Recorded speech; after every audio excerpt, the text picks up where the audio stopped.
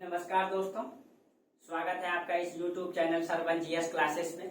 आज हम लोग एक टॉपिक में चर्चा करेंगे दोस्तों। बहुत सारे लोगों को मैंने देखा है, वो अपने आप को बिहारी कहलाने से डरते हैं।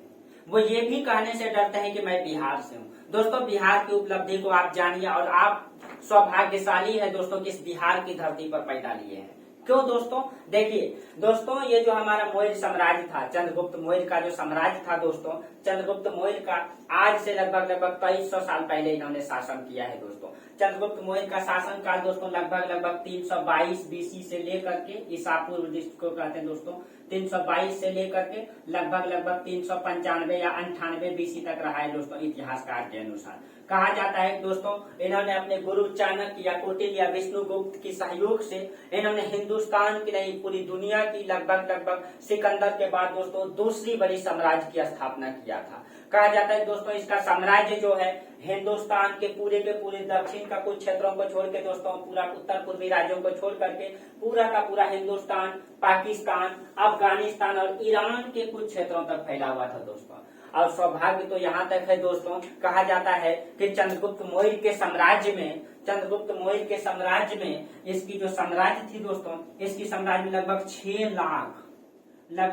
6 लाख पैदल सेना थी दोस्तों। 6 लाख पैदल सेना थी दोस्तों। लगभग इसके मतलब कि 30,000 घुड़सवार था दोस्तों। 30,000 घुड़सवार था। 9,000 हाथी था। 9,000 हाथी था। उसके बाद लगभग 8,000 दोस्तों, 8,000 की मैं बात कर रहा हूँ, अश्वचालित रथ था। इतनी बड़ी सेना को कोई आम सत्ता नहीं संभाल सकती है दोस्तों।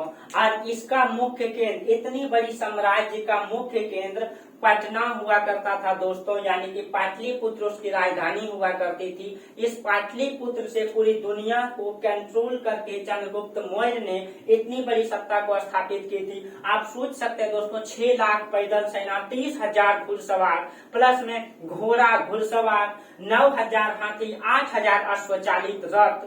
आप सोच सकते हैं दोस्तों इसका खर्च कितना होता होगा। आप समझ सकते हैं कि एक सेना का कितना खर्च होता है। एक सेना को उसका ड्रेस, उसका तलवार, उसका भाला, उसका जूता, उस समय जो जूता आता था दोस्तों, उस समय जो ड्रेस आता था, एक सेना में कितनी खर्च होती है। उन्होंने 6 लाख सेना रखी थी। 30,000 घुड़सवार, यानी दोस्तों 30,000 घुड़सवार सेना, यानी कि 30,000 घोड़ा को भी खर्च उठाना है, 30,000 सेनाओं का भी उसको भाला देना, यानी कि उतनी चीजें देना। उसके बाद दोस्तों 9,000 हाथी को खर्च उठाना। एक सिंपल हाथी को पालना कितना मतलब कठिन होता है दोस्तों, आप लोग समझ सकते हैं। 8,000 अश्वचालित रथ था दोस्तों इसके, इतनी बड़ी सेना थी इसके पास। और इसका मुख्य केंद्र हुआ करता था दोस्तों पाटलिपुत्र। आप सोच सकते हैं दोस्तों पाटलिपुत्र की कितनी समृद्धि होगी। यहाँ पे चंद्रगुप्त मौर्य जब शासन कर रहे होंगे, इतनी बड़ी सेना को लेकर के कितना मतलब संपत्ति होगा इस मौर्य साम्राज्य के पास। और उसका केंद्र पटना हुआ करता था दोस्तों।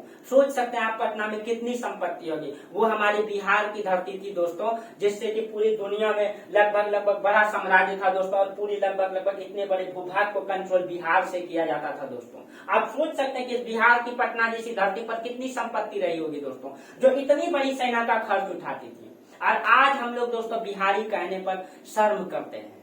दुर्भाग्य है दोस्तों कि हम इतिहास नहीं जानते हैं। जो भी दोस्त अपने आप को बिहारी कहलाने से डरते हैं दोस्तों, वो इतिहास को उल्टा करके देखें कि हमारा बिहार का इतिहास क्या रहा है। आज कहीं जाते हैं दोस्तों, अहमदाबाद में, गुजरात में, और मतलब कि दक्षिण बिहार मतलब भारत में, और कई जगह दिल्ली में और कई राज्यों में बिहारियों का सम्मान नहीं होता है दोस्तों। उसको खदेड़ा जाता है क्योंकि वो सही से बिहार का इतिहास नहीं जानते हैं दोस्तों।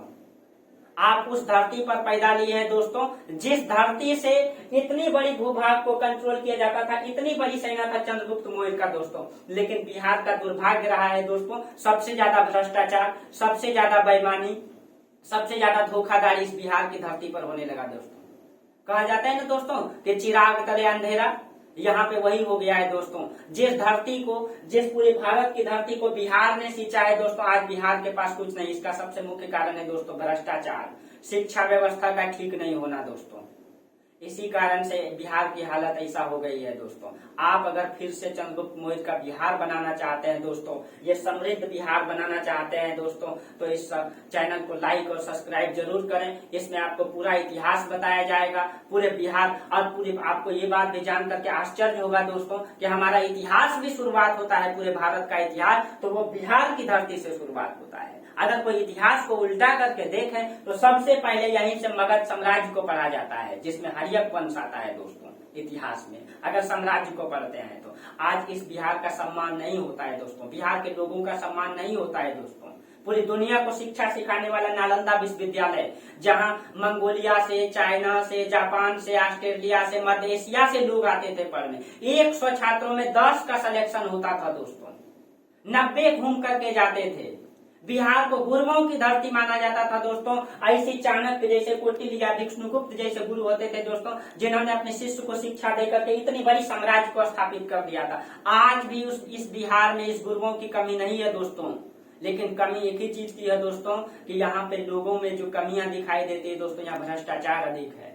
और इस चीज को खत्म करना है दोस्तों, हमारा बिहार को फिर से वही चंद्रगुप्त मौर्य का बिहार बनाना है दोस्तों। इसीलिए आप अगर अपने आप को ये शर्म करते हैं कि मैं बिहार से हूँ, नहीं दोस्तों, आप इतिहास उल्टा करके देखें कि बिहार का इतिहास क्या रहा है और उसको बताएं कि हमारा बिहार का इतिहास क्या रहा है। इतनी बड़ी सेना, आज भी ये गणतंत्र देश में भी दोस्तों अच्छी तरीके से इतनी बड़ी सेना रखने वाला देश दुनिया में बहुत कम है दोस्तों।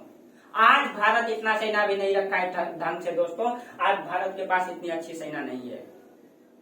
यानी कि ऐसा नहीं है दोस्तों कि मतलब कि पूर्ण रूप से सेना है दोस्तों, नवीनतम तरीके से है, लेकिन जिस तरीके से नहीं, पूरी दुनिया में ऐसी सेना नहीं दिखाई देती है दोस्तों। घुड़सवार, हाथी, जो उस समय जो सिस्टम बना हुआ था, आप सोच सकते हैं दोस्तों उसमें बिहार के पास कितना संपत्ति रहा होगा जब यहाँ राजा रहा करता था।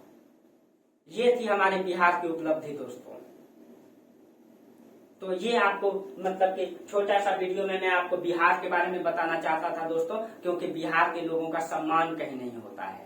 और बहुत सारे लोग ये कहते हैं कि यहाँ पे बिहारियों को पीटा गया, यहाँ पे उनको खदेड़ा गया। इसलिए दोस्तों आप बिहारी हैं और आप अपने आप को गर्व करना चाहिए कि मैं बिहार की इस चंद्रगुप्त मौर्य की धरती पे, मैं इस गौतम बुद्ध की, इस महावीर के धरती पे पैदा लिया हूँ, जिन्होंने पूरी दुनिया को शिक्षा दिया है। ये नालंदा जैसे विश्वविद्यालय, ये विक्रमशिला जैसे विश्वविद्यालय, जहाँ विदेशों से छात्र पढ़ने के लिए आते थे। बिहार की धरती को गुरुओं की धरती कहा जाता था।